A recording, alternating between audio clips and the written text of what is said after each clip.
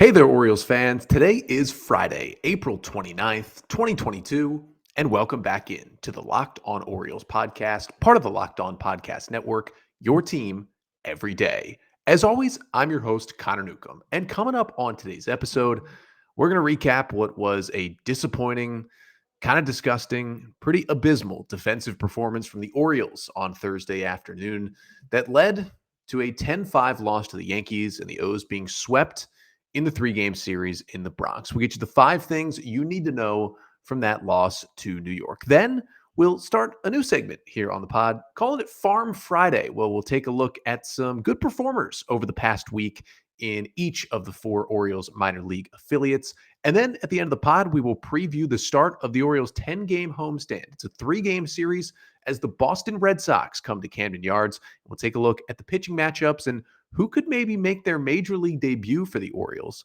coming up this weekend. But that is all coming up on this episode of the Locked On Orioles podcast.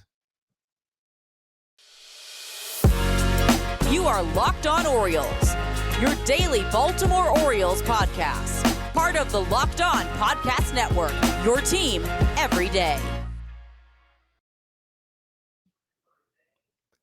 So today, our final episode of the week. We're talking all things Orioles, and we'll start by recapping another O's loss to the Yankees. But first, just want to thank you for making Locked On Orioles your first podcast listen of the day. We're free and available on all podcast listening platforms, whether it be Spotify, Apple Podcasts, or others. And if you listen on those platforms and could leave a 5-star rating and a review, that really helps out the pod. Remember, Monday through Friday, all new episodes of the podcast every day of the week. And we're here on YouTube as well, so make sure to hit that red subscribe button right down there. Subscribe to the YouTube page, even if you don't watch on YouTube. If you could just head over, quickly hit that red subscribe button on the Locked On Orioles YouTube page. Doesn't change your life at all. You don't get any notifications. It doesn't, any annoying alerts on your phone, no emails, but it does help out the pot a lot. Also, comment on the videos as well. It really helps us out. But again, just want to thank you for making Locked On Orioles your first podcast listen of the day. And for your first listen today, we start with another Orioles loss as the O's fall 10-5 to the New York Yankees at Yankee Stadium on Thursday afternoon, and they are swept out of the Bronx in a 3-game series. O's have lost 4 in a row and have dropped to 6-13 through 19 games now this season. And I'm going to get you the 5 things you need to know from the Orioles' 10-5 loss to the Yankees. And the first thing you need to know, well, this is what everybody knows from watching Thursday's game. The Orioles defense was absolutely abysmal, horrific. Any way you want to slice it, they were terrible defensively in this game. And the number of errors doesn't even fully paint the picture of how bad the Orioles were in this one. I mean, there were a couple plays that weren't called errors that could have been. They ended up making 5 errors on the day.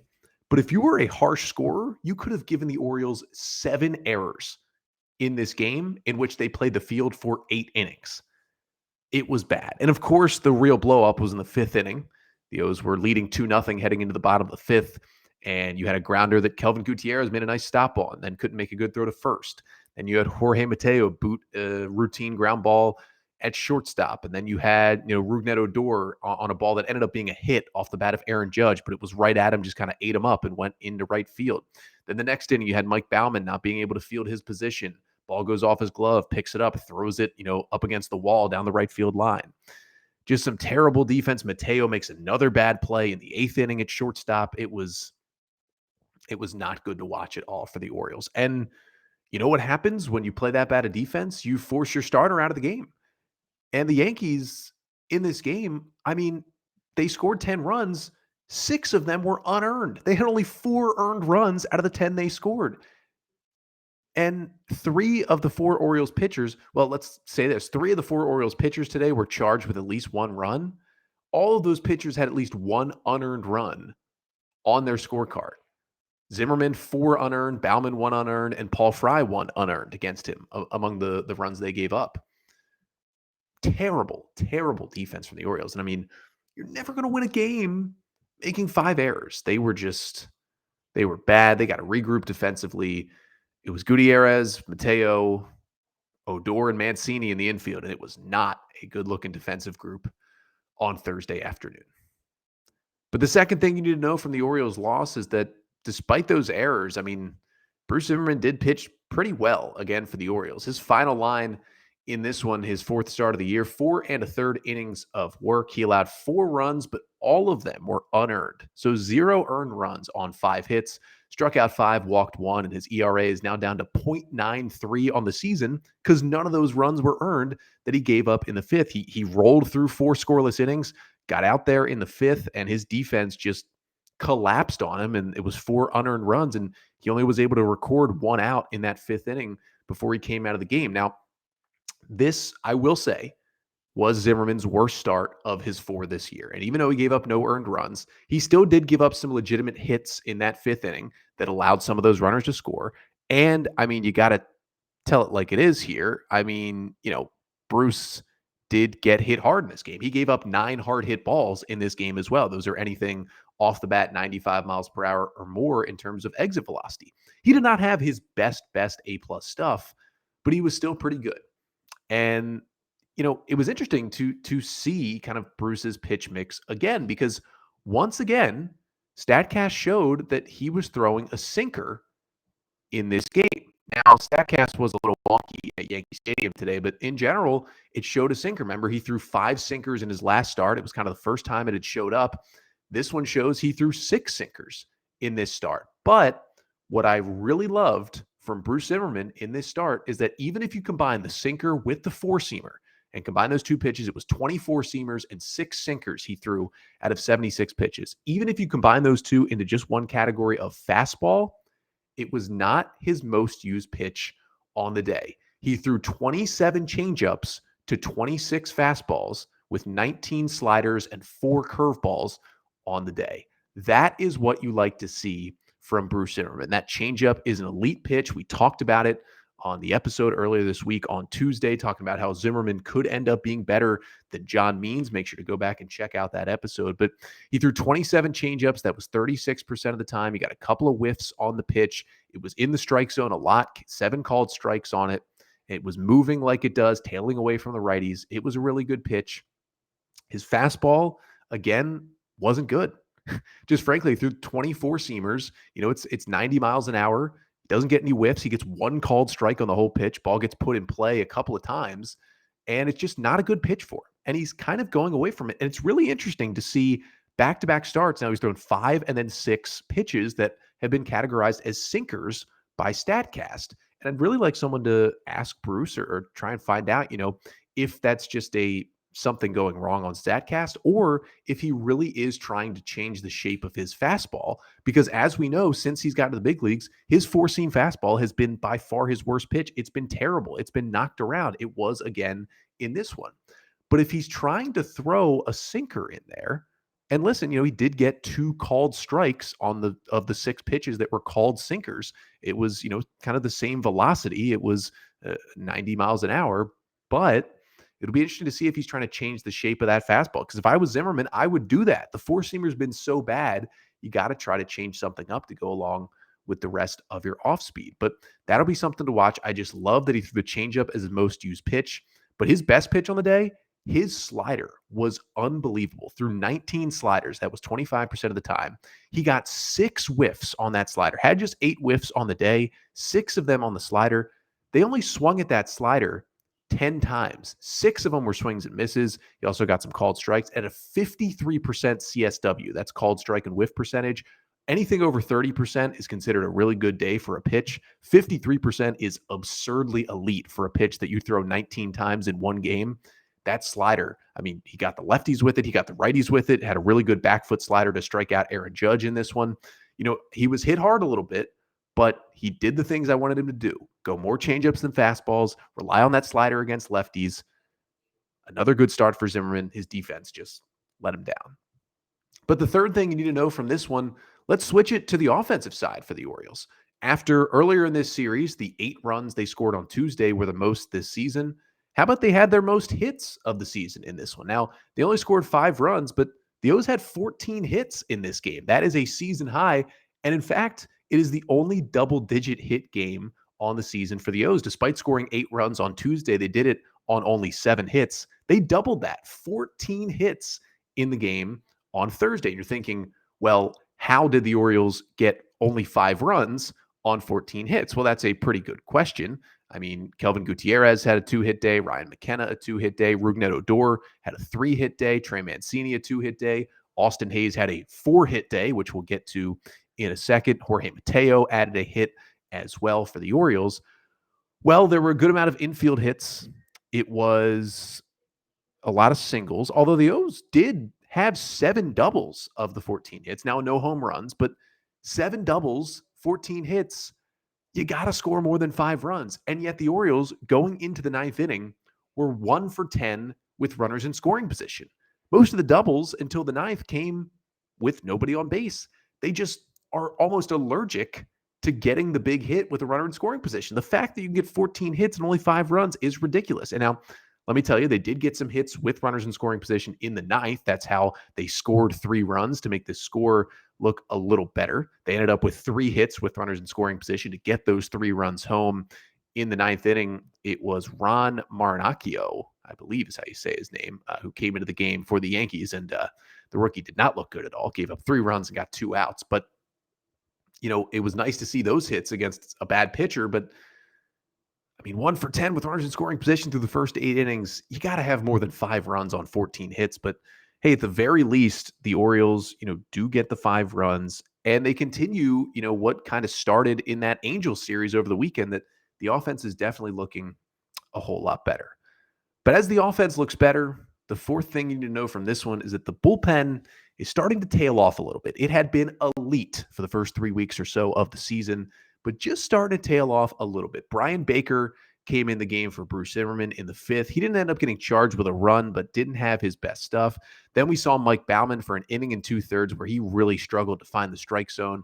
3 hits, 2 runs, 1 earned, no strikeouts, and 2 walks. Took Baumann 47 pitches to get just 5 outs in this one. Now, the velocity was good. He was up to 98 with that fastball.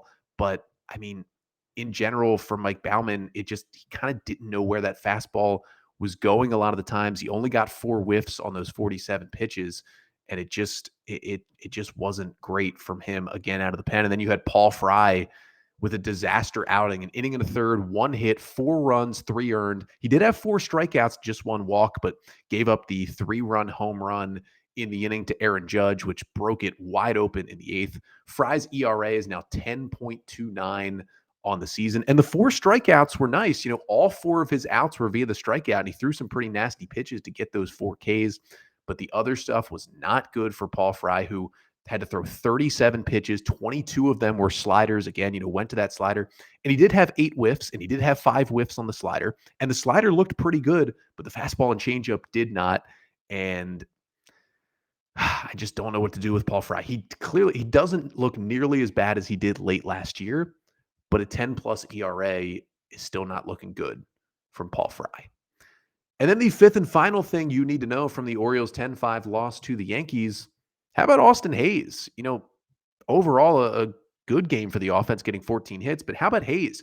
His first career 4-hit game. He goes 4 for 5 with a career-high 3 doubles. Now, of course, because the Orioles couldn't do anything with runners in scoring position, he ended up with only 1 RBI. That was on an RBI double in the 9th inning, but Hayes continues to heat up at the plate, now hitting a team-high 279. He has a team-high 835 OPS. He jumped Anthony Santander in that category. In this one, is Santander's on-base streak to start the season ends at 18 games as he goes 0 for 5 with a strikeout in this one, despite everybody else getting hits in this one. But Austin Hayes, so far through 19 games, he's been the Orioles' best hitter, and he's been especially red hot over the past week or so. So definitely a big-time development for Austin Hayes. But despite the 14 hits, Orioles defense was terrible, couldn't hit with runners in scoring position, and didn't get the best bullpen work. And at the end of the day, they lose 10-5 and are swept by the Yankees. But, despite the struggles continuing at the major league level, Orioles now 6-13.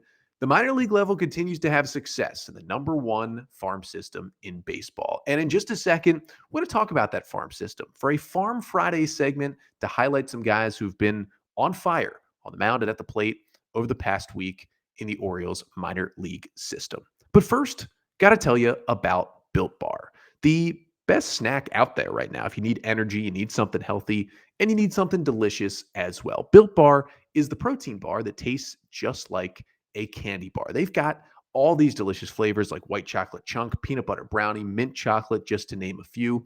And all the bars have 17 grams of protein, so they're good for you, but they've got that candy bar taste. They're covered in 100% real chocolate. They are so delicious. It's the perfect snack to go to, right in that sweet spot between the taste you want and the health benefits you want from a protein bar as well. So, you keep thinking, I keep thinking, Built Bar can't keep doing this. They can't keep making bars this good that are good for you, but they keep doing it. So if you want to get your hands on a Built Bar, go to built.com, use the promo code LOCKED15, and you'll get 15% off your order.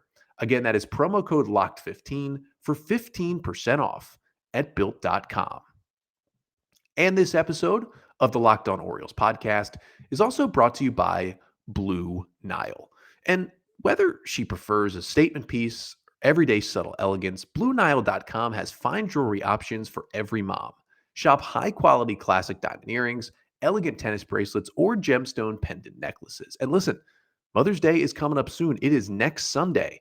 And if you want to get that gift, you better get on it. And maybe you want to, find some jewelry for mom, but if you're having trouble choosing, Blue Nile helps with that as well. They have jewelry experts on hand 24/7, available by phone or chat to help you find a memorable gift at every budget. That's the great thing as well. You will find the perfect gift for Mother's Day if you simply just don't know what to get mom.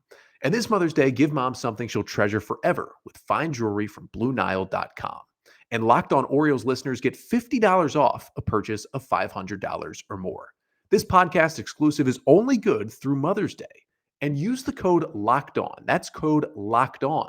Plus, every order is insured, ships free, and arrives in discreet packaging that won't give away what's inside. Shop stress-free and find your forever peace. Go to BlueNile.com today. So the Orioles lose it 10-5 to the Yankees and are swept in the series. And the struggles continue at the major league level for the Orioles. But at the minor league level, exciting things are happening. Adley Rutschman and DL Hall on rehab assignments in Aberdeen, guys tearing it up at AAA. We're getting closer to seeing a lot of these top prospects, but wanted to highlight some guys in the system. And sometimes it'll be some top prospects, but sometimes some lesser known guys in the system. On a segment starting today, we're calling Farm Friday, which every few Fridays here on the podcast, we'll have a segment just dedicated to who's been hot at the minor league level over the past week. We'll pick out one pitcher and one hitter from each of the Orioles' 4 full season minor league affiliates and just highlight a good week that they've had and let you know about some prospects in the system. So let's start with AAA Norfolk. And on the mound, a guy I wanted to highlight is right-hander Tim Naughton, who was a 34th round draft pick by the Orioles all the way back in 2017 under the Dan Duquette regime. And Naughton was not great last year. He was in the AA Bowie bullpen in 2021, and he was their closer for a while, but he really struggled. He had a 4.36 ERA in AA in 36 appearances last year, but it has not been the same for Tim Naughton this year. And over the last week, 2 appearances, 4 scoreless innings, 2 hits, 3 Ks, and just 1 walk. He has 4 scoreless appearances out of the Norfolk bullpen so far this year. And hey, he's not the Tide's number 1 go-to reliever, but it's cool to see Naughton jump up a level despite his struggles last year and really turn things around in AAA. But it's really been the offense that has been just striving for Norfolk this year. And the guy we've heard about all season just continues to rip the baseball, and that is Tyler Nevin. Again, these stats are over the last 7 days, and the last week for Tyler Nevin has been ridiculous. All these stats going into play on Thursday. Nevin 10 for 19 in the last week with 5 doubles, a homer, 2 RBIs, 2 walks, and he has not struck out in that time. And that's the MO of Tyler Nevin, since he came over from the Rockies in the Michael Givens trade in 2020, a guy who walks a solid amount but does not strike out a lot and has some sneaky power, but 5 doubles in his last 7 days. Just ridiculous from Tyler Nevin. And look, Kelvin Gutierrez hasn't been fun to watch. Chris Owings hasn't been fun to watch. Rougned Odor hasn't been fun to watch. Please, Tyler Nevin can play the infield and the outfield. I'm sure he can replace one of those guys, hopefully soon, at the major league level. Down to AA Bowie. Let's start with the pitcher, and let's start with Cameron Bishop, the left-hander who the O's took in the 26th round of the 2017 draft. And he missed a good chunk of 2021 with an injury that kept him out for multiple months last year. But he is back. He is back in Bowie, and he is pitching really well. 3 scoreless innings for Bishop this week. No hits, no runs, 6 Ks, and 2 walks. That was one relief appearance where he pitched really well. He is probably going to get to AAA Norfolk soon.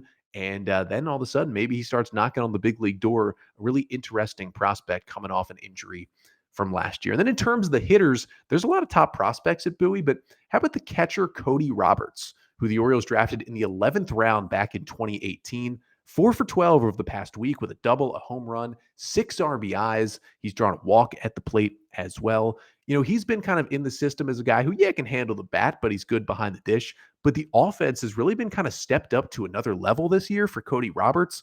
And in a system, obviously, with the best catcher in baseball, potentially, at least at the minor league level, in Adley Rutschman. It's also good to have that depth at catcher. And Cody Roberts, definitely a really, really good depth piece catching now at AA Bowie.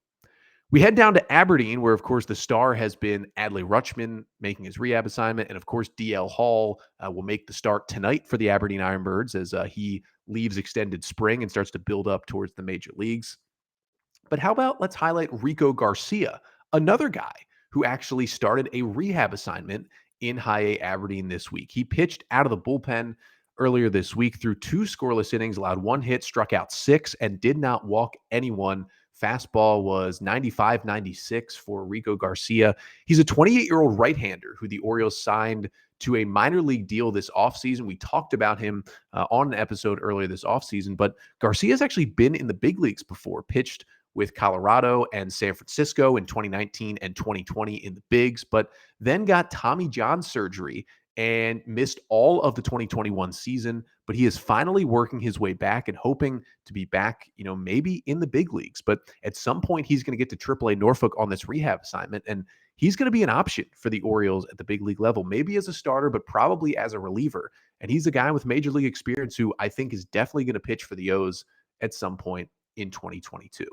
And then on the batting side, we could highlight Adley. We could highlight Kobe Mayo, who's got 3 homers in his last 2 games. But going into play on Thursday over the past week, how about the shortstop Colin Burns, who was the Orioles' 6th round pick out of Tulane in the 2021 draft, 7 for 11 over the last week at the dish with 2 ribbies, 2 walks, and just 1 strikeout. He's now hitting .357 on the year for the Orioles. Pretty good pickup by the O's in the 6th round. Just continues to add to that middle infield depth in the system. And then we go down to Low A Delmarva, which in terms of wins and losses has had the most struggles in the Orioles system so far this year, but that's because they are such a young team. It's mostly, international signings, a lot of teenagers, a lot of 20, 21-year-olds on this team. But the pitcher I want to point out is Shane Davis. He got a start this week, 4 innings scoreless with just 1 hit allowed, struck out 6. Now, he did walk 4 and did hit a batter as well. So the ball wasn't in play a lot. And, he struggled with command, but he kept the hits down, didn't give up any runs, got out of jams. Davis was a 2020 undrafted free agent signing after the shortened 5-round draft back in 2020, a guy who would have gotten drafted in a regular year, but the Orioles were able to get him as an undrafted free agent signing. And definitely an interesting 22-year-old right-hander in the system. And then as a hitter, how about Greg Cullen, one of the middle infielders who came over from the Atlanta Braves in the Tommy Malone trade back at the 2020 deadline. Over the last week, he's on somewhat of a rehab assignment with Low A Delmarva coming back from injury. 5 for 16 with a triple, 3 RBIs, and 3 walks at the dish. Cullen spent most of the year at AA Bowie last year, so he's trying to work his way back to that level. And again, just another guy who provides minor league depth for the Orioles. But that's our Farm Friday statement. Let me know what you think about that one.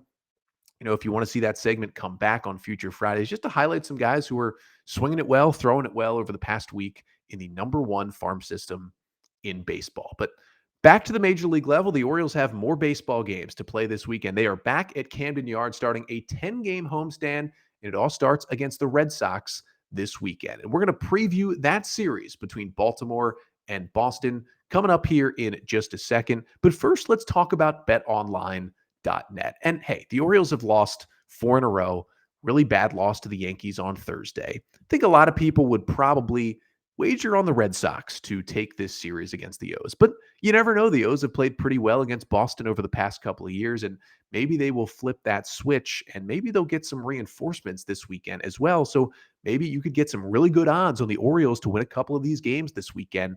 Maybe you want to put some money down there. But you can do all your wagering, get all your wagering needs at betonline.net. And not just for MLB, NBA playoffs are in full swing, and the NHL playoffs coming up as well. You can get all the action over at betonline.net. You can also get live scores for games. You can get sports news updates and injury updates. And you can even listen to podcasts like this one over at betonline.net. Plus, you can play your favorite Vegas casino games from the comfort of your own couch. What could be better than that?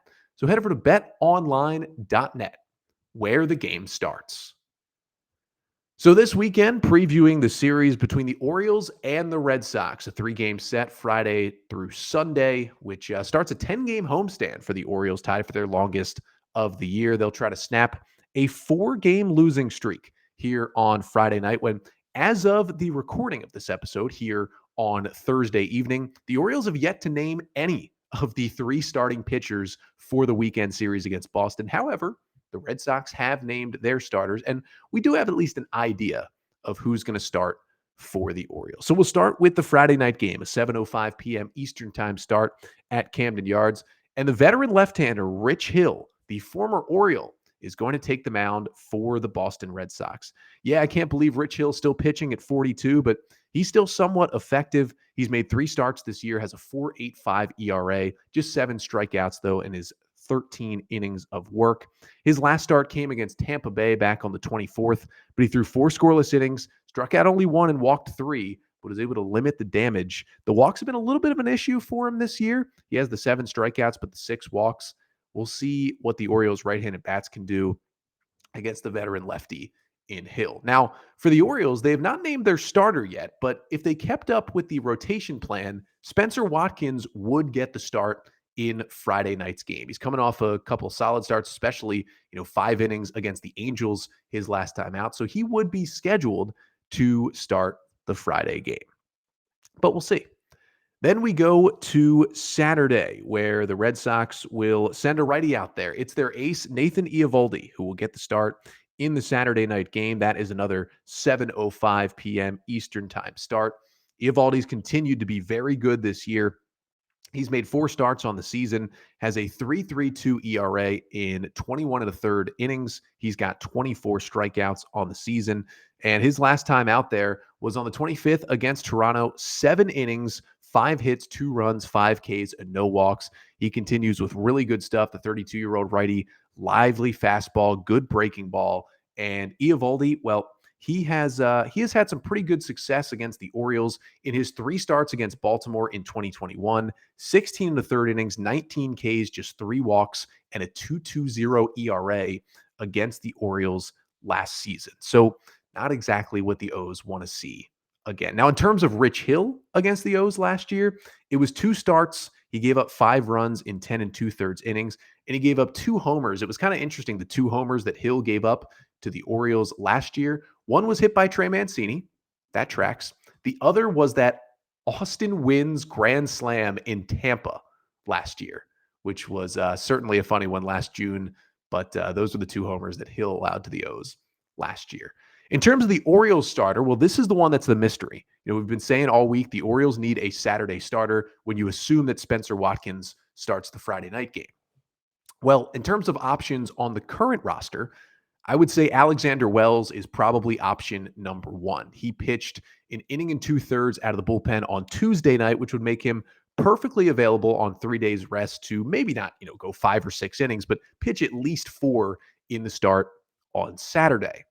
Other than that, with Baumann pitching as many pitches as he did on Thursday, he's not really going to be an option. Potentially Keegan Aiken on kind of a shortened start. Maybe you go 3 innings with Aiken, 3 innings with Wells, and then you go to the bullpen. That could certainly be an option for the Orioles. And then the other thing you could do is look down in AAA Norfolk and see what you got there. And of course, the news of the week was Kyle Bradish, who's pitched so well, was originally scheduled to pitch Wednesday, and his start got moved back to Friday night for Norfolk. So we'll see if he makes that start tonight. And if he is not, maybe added to the Orioles roster today, Obviously, if he makes the start on Friday for Norfolk, he's not coming up. But if there's some sort of late scratch for Kyle Bradish today from Norfolk, he could certainly be the Saturday starter for the Orioles and make his major league debut at Camden Yards. So obviously, watch out for that. And then we go to the Sunday game, obviously a day game at Camden Yards, 1:05 p.m. Eastern time start. Nick Pivetta gets the ball for the Red Sox, who kind of had a resurrection in a Red Sox uniform last year. Hasn't gone well this year for Pivetta. The 29-year-old righty in his first 4 starts of the year has an 8.27 ERA. Now, he has struck out 16 in 16 to the third, but the walks have been a huge issue in his last start in Toronto. 4 2/3, 3 hits, 2 runs, 6 Ks, but 4 walks and 4 2/3 innings. We'll see if the O's can be patient against Pivetta. And the O's did get to Pivetta last year. He actually made 5 starts against Baltimore in 2021. And they had a 4.44 ERA against the Orioles. And the O's tagged him for 6 home runs, including 1 from Cedric Mullins, 2 from Ryan Mountcastle, and then 1 each from Austin Wynns, Richie Martin, and Michael Franco. Got Pivetta last year. So we'll see if the O's can continue to tag Nick Pivetta. But then we'll be back here on the podcast on Monday to recap everything that happened in the weekend series between the Orioles and the Red Sox, get you the 3 big takeaways from the weekend. Hopefully one of those takeaways is a breakdown of Kyle Bradish's first major league start, but we will see if the Orioles decide to bring him up to start that Saturday game. But again, we're back Monday to recap all the weekend action between the O's and the Red Sox. But until then, I'm Connor Newcomb, and this has been the Locked On Orioles podcast, part of the Locked On Podcast Network. Your team every day.